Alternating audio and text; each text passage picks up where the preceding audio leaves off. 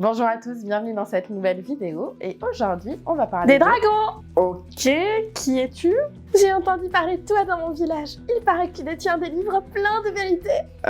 D'accord, on va dire ça comme ça et du coup tu cherches quoi? En fait, il y a quelques mois, au-dessus de chez moi, de mon village, il y a un dragonnier qui passait tout le temps.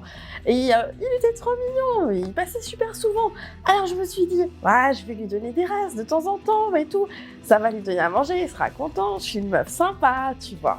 Oui, bon, ça va, je savais pas, d'accord? Bon, et du coup, j'ai découvert quelques temps plus tard qu'il habitait dans la montagne, qui était pas très loin de chez moi, et qu'il avait vachement grossi. Et du coup, il était sur son trésor, il faisait ses trucs de dragon, là, et il s'est mis à me parler. Mais genre dans ma tête, tu vois, c'était trop bizarre. Donc il m'a dit, ouais, il faut que tu deviennes ma prêtresse, j'ai confiance en toi, on va aller dans le village, on va instaurer notre dictature, en gros, tout ça, là, les trucs de dragon.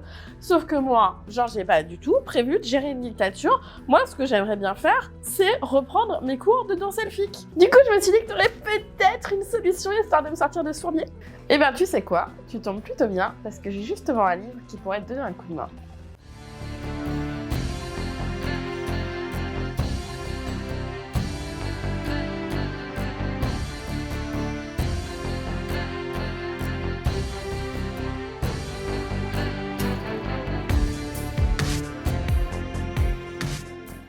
Je pense que vous en êtes douté, mais on va parler du Trésor draconique de Fizban. Ce tout nouveau livre dans la gamme Donjons et Dragons traduit en français est sorti le 12 mai, du coup c'est il y a vraiment pas longtemps, et c'est pour ça que je ne voulais pas trop tarder à vous en parler.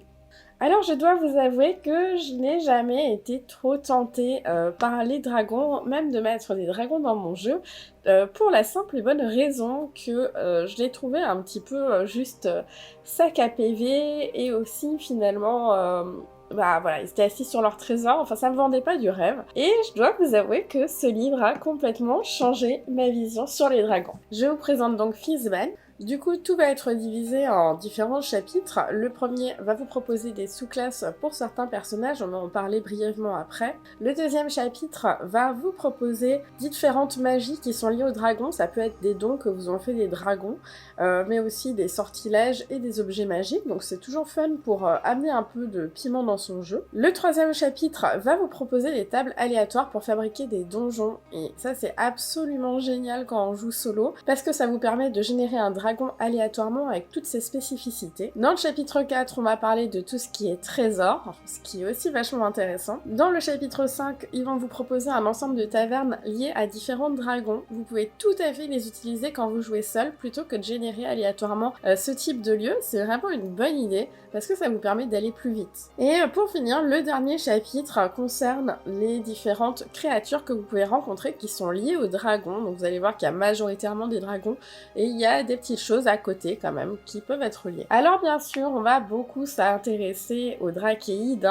puisqu'ils sont directement leurs descendants. Donc on va vous proposer de pouvoir un petit peu réfléchir à leur couleur, de réfléchir à leur ascendance, ce genre de choses. C'est très intéressant. Si vous jouez ce type de personnage, ça peut complètement vous permettre de lui créer un passé encore plus intéressant et plus fourni. Au niveau des sous-classes, vous avez la voix du dragon pour le moine. Ça me paraît extrêmement logique comme voix, c'est quelque chose qu'on s'imagine très facilement pour un moine. Et vous avez aussi une classe pour les rôdeurs qui vous permet de faire apparaître un petit dragon. Voilà, donc c'est très intéressant, il augmente au fur et à mesure avec vous.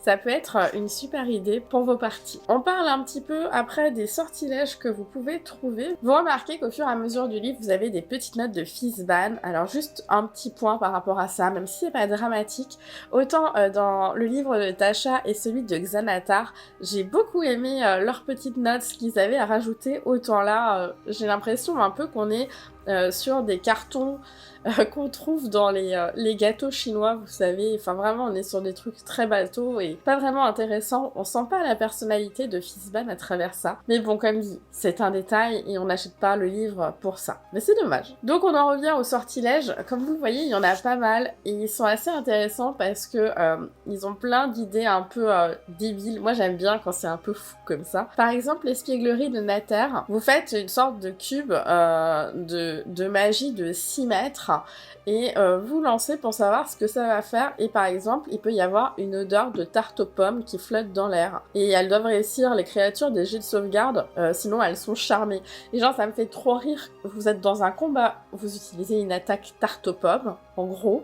Je trouve ça absolument génial et ça amène plein de petits fun comme ça dans le quotidien du jeu. On en vient ensuite aux objets magiques. Alors, c'est vraiment très lié, que ce soit aux pierres ou que ce soit à ce qu'on peut trouver sur un dragon, comme ici on a une ceinture en peau de dragon. Si vous avez des personnages qui veulent dépecer un dragon, ça peut être quelque chose d'assez intéressant pour le fabriquer soi-même. C'est des objectifs que j'aime bien faire en solo, tout ce qui est un petit peu craft, recherche de matériel, utilisation dans une guilde, apprentissage pour savoir faire un objet, c'est des choses que je trouve ultra intéressantes. Et là, bah, ça peut vous pousser à tout ça finalement. On a ensuite les présents draconiques. En fait, ce sont des cadeaux que peuvent faire les dragons, c'est un peu comme des dons, si j'ai bien compris.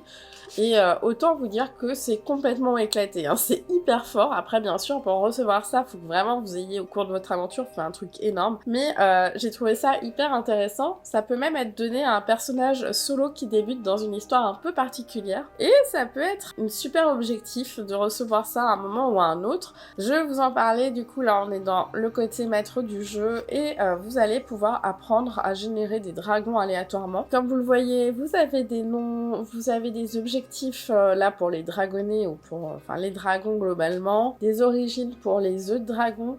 Toutes ces petites choses, c'est vraiment hyper utile pour être surpris dans son jeu. Parce que si vous vous dites en solo je vais rencontrer un dragon, je sais déjà un peu à quoi il va penser, ce qu'il va être, c'est dommage, vaut mieux lancer des dés et être en mode bah tu fais avec ce que t'as, des fois c'est génial, des fois c'est la cata, et c'est ce qui va créer une aventure vraiment dingue. Vous avez aussi pas mal de petites amorces d'aventure qui peuvent être très bien pour vous lancer. Si vous savez pas quoi faire aujourd'hui comme campagne, bah ça vaut le coup de lancer un petit dé et d'essayer de voir si ça vous intéresse. Après vous êtes même pas obligé, moi je lance pas un dé en général pour les amorces, je les lis toutes et quand il y en a une qui m'inspire ou que j'ai envie de modifier, ben j'y vais. On arrive sur un de mes chapitres préférés qui est le chapitre entrée trésor. Alors quand on joue solo, je trouve que c'est vachement difficile de mesurer combien est-ce qu'on va recevoir en récompense. Déjà on a souvent tendance à être moins sympa avec soi qu'on est avec les autres, c'est comme ça. Donc c'est déjà pas facile. Et là, en fait, si vous deviez calculer le trésor d'un dragon, bah moi perso j'y avais même pas pensé, je l'avais même pas envisagé tellement ça me paraissait infaisable. Et ce chapitre vient vous apporter les réponses. Donc il y a pas mal de petites tables. Là on peut retrouver celle pour vous aider à dire où est caché le trésor. Au niveau des dragons, les trésors ils peuvent avoir des impacts sur le monde, donc ils vous en parlent un petit peu de ce qu'il peut y avoir comme impact. Ça peut vous inspirer pour trouver les autres ou utiliser cela. On vous parle de combien de richesses accumule un dragon aussi en fonction de sa durée de vie. Il est logique qu'un dragonnet n'aura pas autant d'or et de pierres et tout ça qu'un dragon très âgé. Et du coup on vous propose une valeur totale de ce que vaut le trésor, en sachant que bien sûr ils n'ont pas tous des pièces d'or, ils collectionnent pas tous les mêmes choses. Par rapport à ça, on vous parle de tout ce qui peut être à l'intérieur de ce trésor, hein, sous quelle forme c'est, parce que c'est pas parce que vous arrivez à trouver de vieilles reliques par exemple que vous allez facilement réussir à les vendre. Ça peut être un challenge en soi. On se fait une toute petite pause pour s'arrêter sur cette illustration qui est absolument trop jolie avec un dragon vert, donc un dragon de poison. Ensuite vous avez à nouveau plein de petites tables pour vraiment faire un trésor aléatoire, par exemple là où il faut lancer des dés pour savoir combien de gold vous allez avoir, quel type d'objet courant, quel type de gemmes, ce genre de choses, c'est vraiment très chouette. Et on passe au chapitre qui est sûrement le plus imposant du livre, le chapitre sur différents types de dragons et leur environnement, etc. On va rentrer vraiment plus en détail dans leur historique. Pour chaque dragon, on va vous proposer plusieurs types de tables pour vous aider à le rendre vraiment unique pour vous. Vous allez par exemple retrouver les traits de personnalité, les idéaux, les sortilèges, des amorces d'aventure autour du coup de ce même dragon, les relations qu'il peut avoir avec les autres, et vous allez avoir une carte. Alors je vais pas toutes vous les montrer parce que j'aimerais pas spoiler pour les gens qui sont intéressés, on va parler vraiment que de ce premier dragon là. Si vous voulez utiliser ce type de carte et que vous êtes en solo, moi ce que je vous invite à faire c'est à placer des post-it en fait dessus, et comme ça au fur et à mesure que vous allez avancer à l'intérieur de la carte, là, vous allez doucement enlever les post-it pour voir ce qu'il y a devant vous. C'est une méthode qui est toute simple, qui marche très bien. Si vous vous spoilez un peu, de toute façon, c'est pas si grave. Est-ce que vous avez vraiment besoin de savoir que après c'est un couloir ou une salle? Non, c'est pas dramatique. De toute façon, à chaque fois, vous allez lancer vos dés, vous allez piocher vos cartes, enfin, vous allez créer des événements qui font que c'est pas la disposition de la pièce qui va tout changer, mais plutôt ce qui va se trouver à l'intérieur. Et c'est assez chouette, j'ai trouvé les cartes très jolies. Et ça peut vous permettre de trouver des idées, voire même d'y installer un camp. Pour chacune de ces cartes, vous avez aussi une description des lieux. Donc on va vous parler des différentes salles, des différents pièges que vous pouvez y trouver, de la salle au trésor, de ce qu'elle contient. Donc c'est vraiment très sympa. Ça, je vous invite effectivement à pas le lire du tout, et vraiment à peut-être le lire seulement au moment où vous arrivez à l'intérieur, c'est-à-dire que si, disons, vous passez l'entrée, vous lisez le paragraphe qui concerne l'entrée. Alors comme dit... Je vous l'avais dit, mais je vous saute tout le reste parce que vraiment, ce serait pas cool de vous spoiler les autres dragons. Et on va passer un petit peu au bestiaire. D'ailleurs, ce dragon est absolument dégueu. Je veux jamais le croiser de ma vie. C'est mort. Les dessins que vous allez trouver sont hyper jolis. C'est hyper intéressant de découvrir tous les types de dragons. Vous allez aussi voir énormément de choses un peu à côté qui tournent autour des dragons, des êtres méchants envers les dragons, gentils, qui les aident. Mais ce qui est vraiment intéressant, c'est de voir tous ces différents types qu'il existe. Moi, je ne les connaissais pas. Et je me rends compte que je passais vraiment à côté de quelque chose de très intéressant. Le dragon de saphir qui est particulièrement beau. Et comme vous le voyez, ils sont très complets au niveau de leurs attaques, leurs actions bonus, légendaires, etc. Le dragon tortue vénérable qui me fait beaucoup penser à Monster Hunter, je vais pas vous le cacher, mais qui est vraiment très beau. Par contre, j'ai une petite hola là-dessus, genre vraiment, ça, je trouve pas ça beau, je trouve pas ça cool, on dirait un mix entre une girafe et je ne sais pas. Je ne sais pas, je trouve ça très bizarre.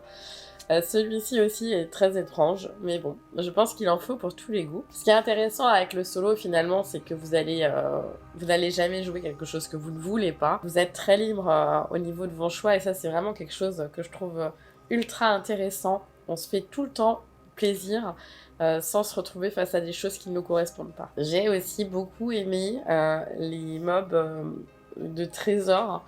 Donc là, on a un mimique de magot, qui est donc particulièrement gros, et par exemple des scarabées de butin qui ressemblent à des petites pièces d'or. Je trouvais ça hyper drôle, je me suis dit, tu fais trop avoir avec un truc comme ça. On a aussi du coup des PNJ liés au dragon. Ici, on a l'élu du dragon, et on a aussi l'orateur du dragon et le protégé du dragon. C'est très intéressant parce que c'est vraiment le genre de personne, si vous êtes en train de faire une quête solo dans la recherche d'un dragon ou autre, il y a beaucoup de chances que vous les rencontriez, il y a beaucoup de chances que vous parliez avec eux. Donc c'est très chouette d'avoir leur fiche personnage. Après, ils ont des niveaux assez élevés. Elle a 75 points de vie, ça veut dire que je pense qu'elle est niveau 6-7 de mémoire, si je dis pas de bêtises. Donc faut voir si ça colle avec vous. Mais en tout cas, c'est le genre de personne que vous pouvez assez facilement croiser. Ça vaut le coup de vous mettre un petit post-it pour que le jour où vous en ayez besoin, vous l'ayez sous la main. Comme toujours à la fin, vous avez les facteurs de puissance. C'est toujours important, surtout quand on joue seul, pour savoir contre quoi vous devez vous battre. Ça peut être intéressant. Du coup, tout ça, ça va vraiment concerner que les dragons. Je pense du coup qu'il est temps de conclure. Est-ce que c'est un livre qui est intéressant pour jouer seul ou pas? Alors, ça dépendra, c'est sûr, de votre amour des dragons. Mais comme je vous l'ai dit, moi j'en avais pas du tout avant. Et c'est justement ce livre qui m'a fait découvrir la profondeur des dragons. Et aussi le fait qu'ils soient incroyablement originaux. Par exemple, à l'intérieur, dans les propositions de ce que pouvait décider un dragon, c'était que les gens devaient avoir un code vestimentaire extrêmement précis, sinon ils les mangeaient, littéralement. Et j'ai trouvé ça ultra drôle, je me suis dit, mais ça change vachement au niveau des histoires. Quand t'as un dragon avec des règles complètement what the fuck, que quand t'as un roi qui est un peu dingo comme d'hab, là, et qui a tendance à faire les mêmes choses, c'est vraiment très très original. Je m'attendais vraiment pas à ça, je suis hyper contente. Et du coup, c'est sûr et certain que je vais m'en servir pour une quête, qu'un jour, il y aura un dragon qui va arriver. Alors, est-ce qu'il sera chef d'une zone? Est-ce qu'il va créer des problèmes climatiques, des problèmes sur le monde? Ça, je ne sais pas encore sur la région. Le jeu me le dira. Mais en tout cas, quand je le rencontrerai, c'est sûr et certain que j'utiliserai ce livre pour le générer aléatoirement et puis m'éclater et le découvrir, quoi. J'espère que vous avez passé un bon moment en ma compagnie, que vous avez eu plus d'informations concernant le trésor draconique de Fizzban. Je tenais juste à m'excuser par rapport à cette vidéo parce que j'ai actuellement une angine et du coup, autant vous dire que j'ai très mal à la gorge et qu'au niveau de la voix, c'est un peu difficile. Donc ne m'en tenez pas rigueur si c'est un peu galère. Mais dans tous les cas, merci d'avoir été là jusqu'au bout. Comme toujours, n'hésitez pas à jeter un œil à ma boutique pour soutenir mon travail, à aussi nous rejoindre sur la communauté Discord. Et en attendant, on se voit vendredi prochain pour de nouvelles aventures.